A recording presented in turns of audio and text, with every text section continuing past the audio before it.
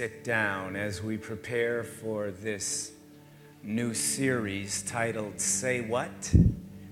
And today's message titled Me and My Big Mouth. So will you read these two verses from James together? So also the tongue is a small part of the body, and yet it boasts of great things. See how great a forest is set aflame by such a small fire. And the tongue is a fire, the very world of iniquity. The tongue is set among our members as that which defiles the entire body and sets on fire the course of our life, and is set on fire by hell. You may be seated.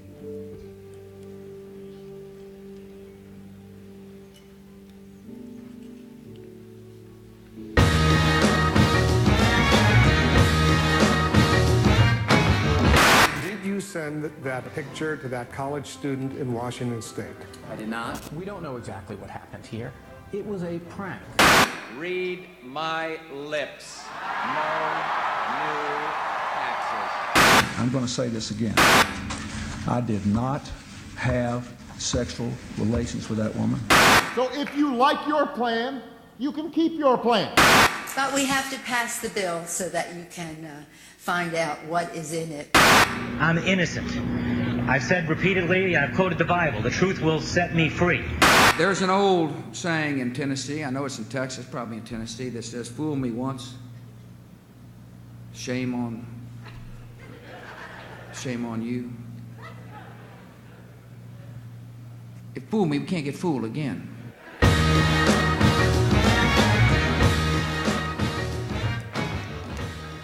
Our words can be deceptive, wrong, misguided, confused. We have all had our me and my big mouth moments. Can I get a witness? In the 31 verses of Genesis 1, describing the creation of all things, we read the phrase, God said, 10 times. He spoke and created splendor, power, order, beauty. In Psalm 12, 1 through 4, David speaks of people with big mouths. Help, Lord, he says, for the godly man ceases to be. For the faithful disappear from among the sons of men. They speak falsehood to one another. With flattering lips and with a double heart they speak. May the Lord cut off all flattering lips and the tongue that speaks great things. Who have said, with our tongue we will prevail. Our lips are our own. Who is Lord over us? In Isaiah chapter 14, verse 13-14, we read why Lucifer was evicted from heaven. But you said in your heart, I will ascend to heaven. I will raise my throne above the stars of God. I will sit on the mount of assembly in the recesses of the north. I will ascend above the heights of the clouds. I will make myself like the Most High. In the Gospel of Matthew, chapter 12, Jesus says, but I tell you that every careless word that people speak, they shall give an accounting for it in the day of judgment. Whoa. Why, then, do we so often speak so carelessly? so hurtfully, so critically, so thoughtlessly.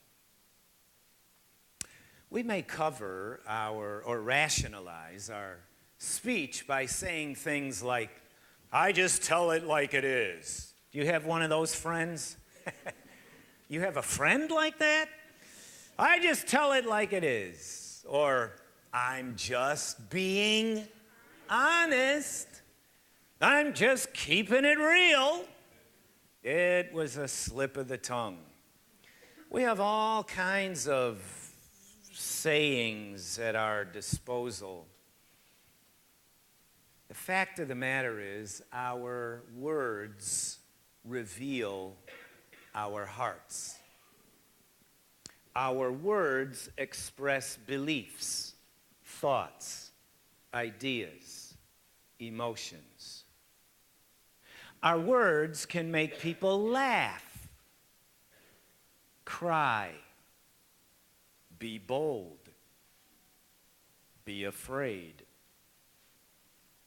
Our words can bless, build up, help, heal, or rip, tear, gouge, gash, wound, and scar. In this passage on the tongue in James 3, James bookends what we will look at today,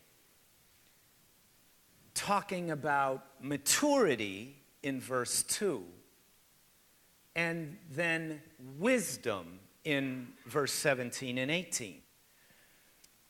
And he bookends the passage this way because to be mature is to have a level of wisdom. And to have a level of wisdom is to have a measure of maturity. There is no such thing as maturity without wisdom. No such thing without having wisdom as having wisdom without having some measure of maturity. So he sets up the passage in that way. In verse 1, he references teachers. Don't a whole bunch of you jump up and volunteer to be teachers, he says, knowing that as such we will incur a stricter judgment. Well, that verse kind of is a base of reference to the current context, the original need that James is writing. And it is in a context in the first century there in which the importance of the teacher would be hard to overstate. The significance of the teacher in the first century church was very, very significant. And so there was, and you say, it's not now? No, it is now, but it had a unique aura to it back then. And so there was a status attached to all can't be apostles, all can't be pastors, but teacher. So you had people popping up claiming to be teachers and wanting the status associated with being teachers. And so James addresses that. He's seeking to cut down, to curtail reckless statements, frothy rhetoric, abusive language, and misleading assertions by various teachers. And then he moves to a broader application of the principles he has in mind in verse 2. He references maturity, for we all stumble in many ways. This is interesting because he includes himself. He says, I'm in there with you. We all have our faults, flaws, weaknesses, and sins, and we are well acquainted with them. We understand our humanity quite well, and we understand it to this degree. If anyone does not stumble in what he says, he's a perfect man. Now, don't read perfect without sin or without flaw. The use of this term in the language of the time referred to wholeness, completeness, maturity, fully developed. If you wanted to insist on moral perfection, help yourself. That is also true, because we most often probably sin with our lips, with our words. And so the point is not lost, but the broader use of that term is more often referring to mature people, fully developed. If anyone does not stumble in what he says, this is a fully mature, a completely mature and wise person, able to bridle the whole body as well. Jesus is a perfect example of this. Back in Luke chapter 11, verse 53, Jesus is in interaction with the elitists of his day, and it says that in verse 53, the scribes and the Pharisees are very hostile, and they are questioning him closely on many subjects. And what are they doing? Well, they're plotting against him to catch him in something he might say. They cannot fault anything in his behavior, in his lifestyle, but they know if they believe if they can watch and listen closely enough, sooner or later they can catch him in his words, because everybody messes up there, but not Jesus, because he is perfectly mature, completely spiritually developed.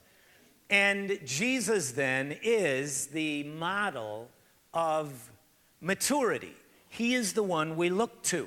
He is the one we aspire to. He is the one we follow. We are his disciples.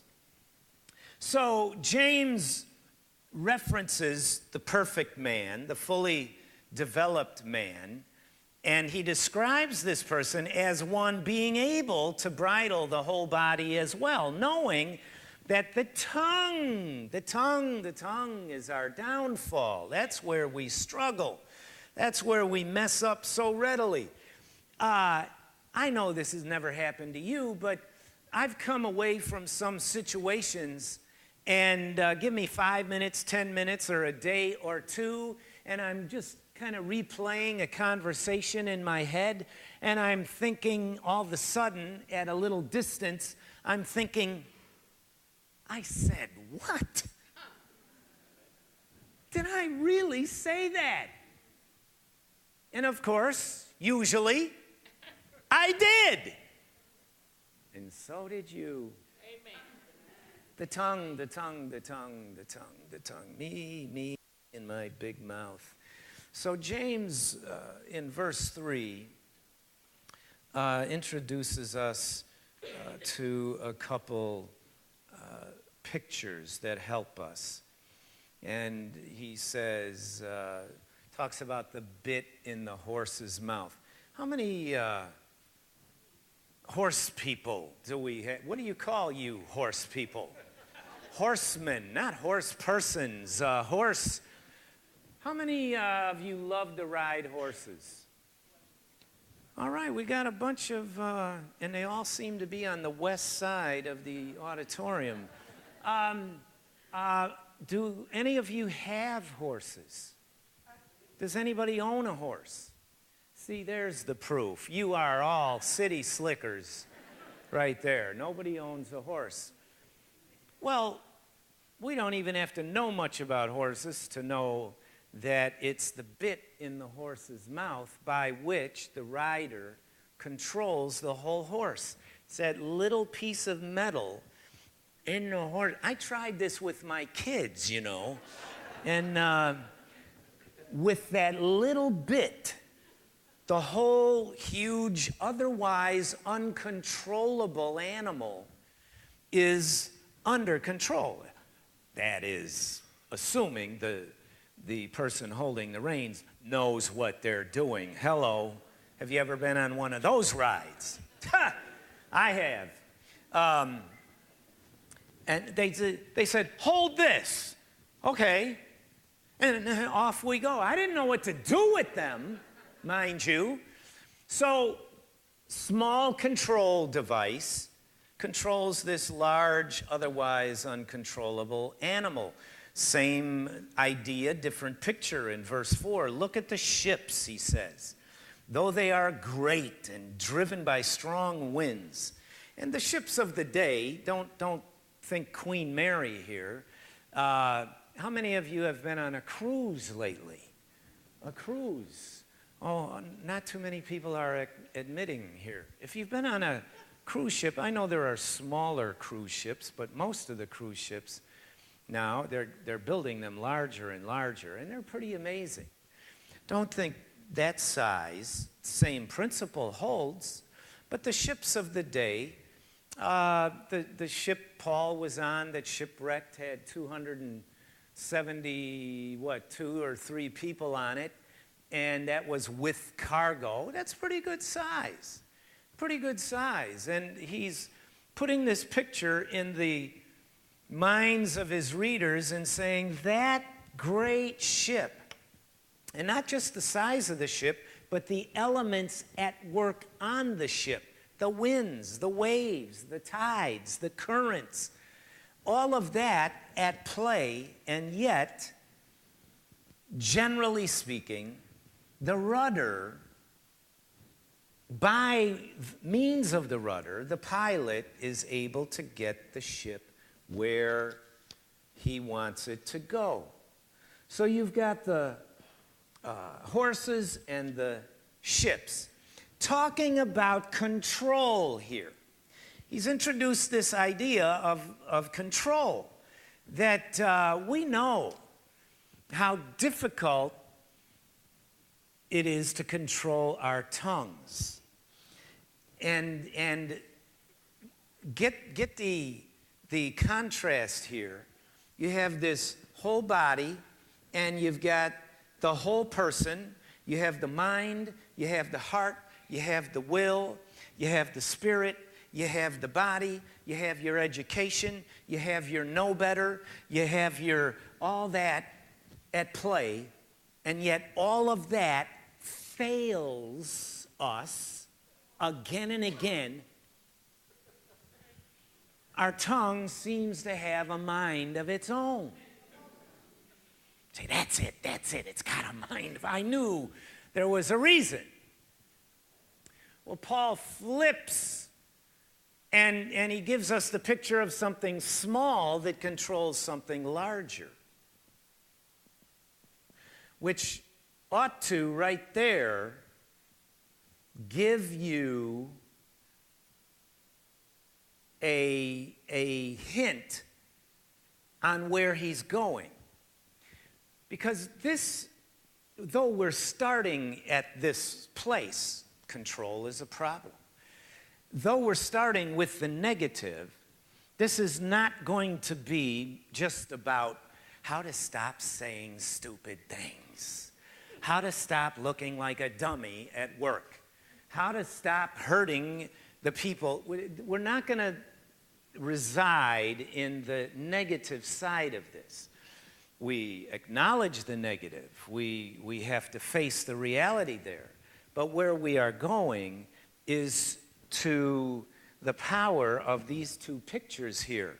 How a small bit can control the whole horse, how the small rudder can control the whole ship, and how your mouth does run your life. either good, bad, or ugly. And as Christ followers, we want to move out of the bad and ugly. We want to be known as people who speak truth, people who speak blessing, people who speak to build up, people who inspire, people who encourage. And so we have to get the issue of control on the table because that is the issue. Now he moves into another realm, but these are obviously very closely interrelated. Verse 5, so also the tongue is a small part of the body, yet it boasts of great things. It has so much power. It really can exert a power and an influence far beyond what you would imagine if you just saw it as a little piece of flesh living in the cave of your mouth. It's a little dragon is what it is that comes out and bites people and shoots fire at people and creates havoc. And so James is speaking, of course, to believers. And he says, now, just as surely as we must be real about the control issue, we've got to keep it real related to the consequence. So, end of verse 5, see how great a forest fire is set aflame by such a small fire. Now, we've all seen these stories. A spark can set a whole region ablaze. One campfire, and hundreds and hundreds of square miles can be scorched. How could something so small have such a great effect? The potential of that spark, the potential of that fire, of course, taking into consideration the general conditions. If that spark comes into being in the middle of a rainstorm, probably no problem. But put that spark in other conditions, and you end up with scorched earth. So, stressing here the great potential, yes, but also here, for the moment, stressing the great potential for damage, the great potential for evil, the great potential for harm and hurt and destruction. The tongue is like a spark.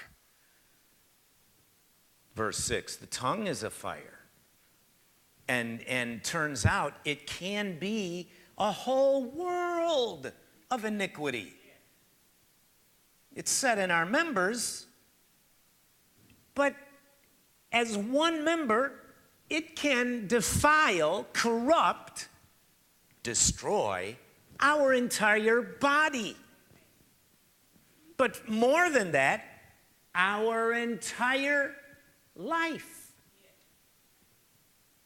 James says. So in 6 and 7, he just expands on this idea. To think, and you know, examples are so numerous. I didn't think I had to drag any out for you. We see them all the time in politics, but they happen everywhere. These examples. People lose their careers. Fortunes are lost. Relationships are blown up over something said. Families blown to bits. It's just horrific. Verse 7, for every species of beasts and birds, of reptiles, creatures of the sea is tamed. You know, we've tamed everything. How many been to the circus lately? The circus comes to town usually in the fall. I haven't been to the circus lately. If you get a couple free tickets, and they trot out the animals. They got dancing elephants. And we take this stuff for granted. A dancing elephant. Lions that do tricks. Say, well, our pastor does it. They have tigers. They have all of the penguins. Penguins. So he's just making the point that in the natural realm, we've pretty much been able to tame anything we set our mind to taming. Except even the tamers cannot tame their own tongues. But no one can tame the tongue. It is restless evil and full of deadly poison. Wow. So what he does here is circle back. He starts with control, he goes to consequence, and then he kind of circles around back to control. It wouldn't hurt you to see this in person, Proverbs 18. And by the way, we'll be into Proverbs before these weeks are over on this subject. But the book of Proverbs, you want to read more about the tongue. The book of Proverbs has at least 3 things to say about the tongue in every chapter. Over 100 references to the tongue, the mouth, our speech, our lips, over 100 times. Why? 100 times? Because of what James is telling us. It can ruin our lives. And so in Proverbs 18, just for example, verse 2, a fool does not delight in understanding, but only in revealing his own mind. Now, that's why it says in verse 6, a fool's lips bring strife. Wherever you find strife, in your family, at work, at school, in the community, in your building, between them, wherever you find strife, you're going to find a fool. Amen. You say, but it's all family. I'm just reading the Bible. Verse 7, a fool's mouth is his ruin. Oh, I'm sorry, end of verse 6. You got to get to that part. Fool's lips bring strife, and his mouth calls for blows. How many of you know some people ask to get hit? I know that's controversial. All right, I'm moving on. Moving on, verse 7, a fool's mouth is his ruin. See, here's the thing. If a fool, you say, I think I might be a, if a fool would just shut up, no one knows. It's his mouth that announces to the general public. Now, here's where I'm going. That was just on my way to my destination. Look at verse 21. Death and life are in the power of the tongue, and those who love it will eat its fruit. Death and life are in the power of the tongue. At Harvard University, several years ago, Dr. Robert Rosenthal was conducting a series of intriguing experiments using rats and students. And to the first group of students were given a group of rats. And what Dr. Rosenthal said to the first group of students about those rats was this. You guys are in luck. You're going to be working with genius rats. These rats have been bred for intelligence. They are extremely bright. They will get to the end of the maze in nothing flat.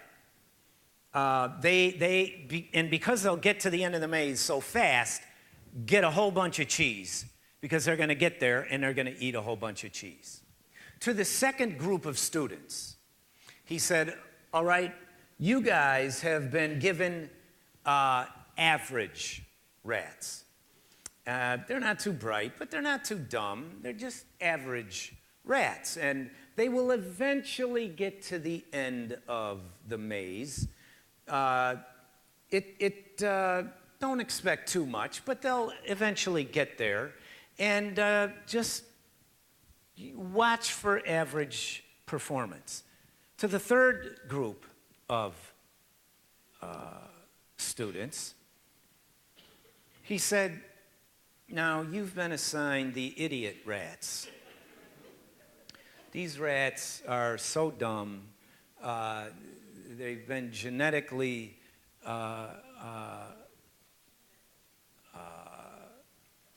dumbed down, and you don't even have to put cheese at the end of the maze. Just write the word cheese at the end of the maze, because they're never going to get there. Well, and so then the students conducted their experiments.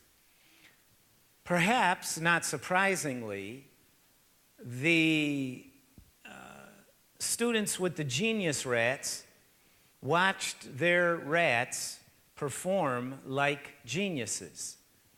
The students with the average rats saw average performance. The students with idiot rats saw idiot performance. And it was then that the professor told them all these rats came from the same litter. And there's no difference in their intelligence.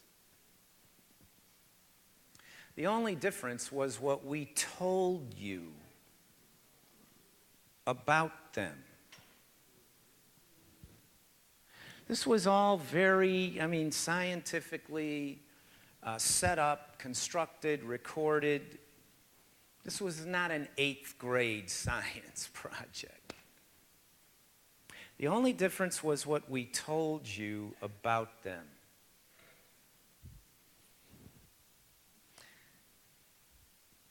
Words create attitudes.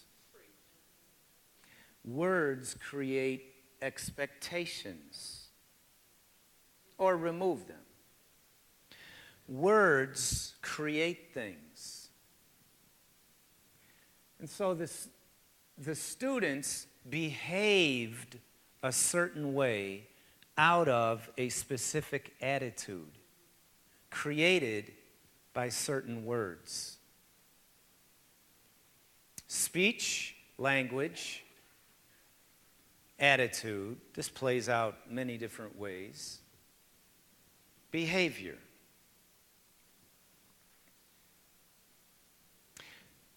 But the professor was not done.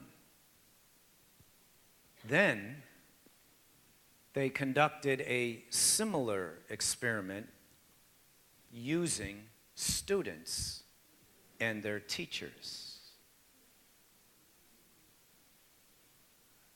You know where this goes. I don't have to tell you the whole thing, do I?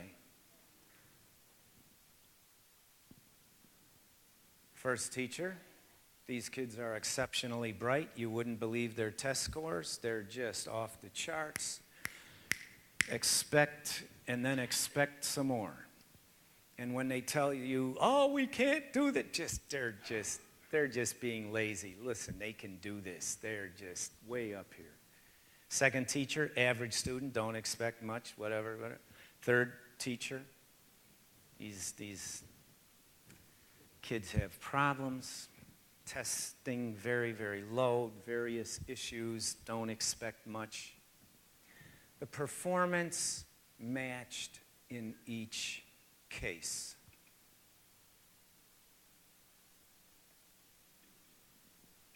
The power of our words to create attitudes which produce behaviors.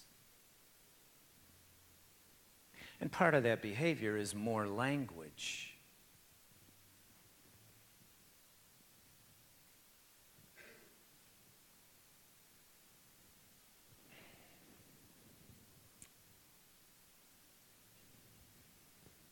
I don't know how you were spoken to as a child, but I do know this. It helped form who you are today. It helped create who you are today, good, bad, or ugly. I will never, ever, ever forget trying to visit somebody in the building on the northwest corner of Logan Boulevard and Albany. And the front doors were locked, so I went around back, up the porch, 3rd floor. And the porches, I don't know if they still do, but back then the porch went all the way around the L of the building.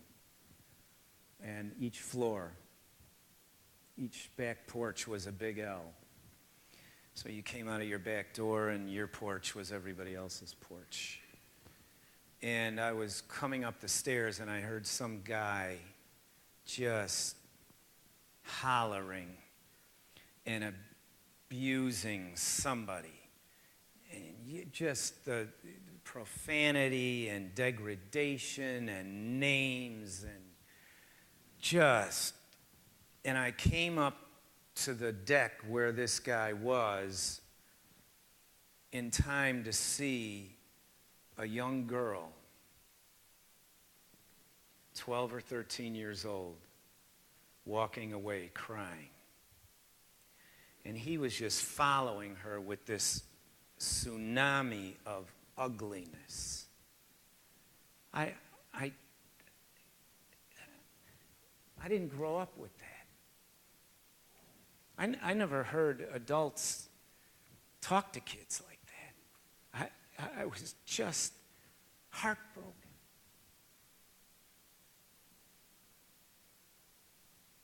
And I wondered how much of that was in her life and how often was this guy her father, or stepfather, an uncle, what boyfriend of her mother. How much of that did she have to absorb? And what was it doing to her spirit, her soul, her heart, her mind? The power of our words. That's what James is saying here. He's saying a little spark can burn down a whole mountain range of trees. One little fire. Our words are so powerful. If you look in James 1:5, James says, if anyone lacks wisdom, let him ask of God. Now, the reason I point that out is because he returns to this subject of wisdom in chapter 3, verse 13. In the same flow of our speech, now he connects our speech to wisdom. 13, who among you is wise and understanding? Let him show by his good behavior his deeds in the gentleness of wisdom. And then he goes on. We'll deal with that next week. He links our speech to wisdom. Well, Paul calls Christ the power and the wisdom of God. Christ is not merely our moral model. Christ is not intended to help us live better, speak better. Is Christ a moral model? Well, of course he is. But that is not his primary role. That is not his mission. That is not his function. His purpose is to be a resident master, to live in me as my Lord, my master, my Savior, my deliverer. To live in me transforming me into his character. So I'm not talking about turning over a new leaf. I'm not talking about trying not to curse so much. I'm not talking about cutting down on your lying. I'm not talking about watch your negative talk. I'm talking about a personal relationship with the God of truth who lives in us by his Son, Jesus Christ, who rules our heart because our mouths speak what is in our hearts. And next week we will unpack the connection between our hearts and our tongues. Let's bow.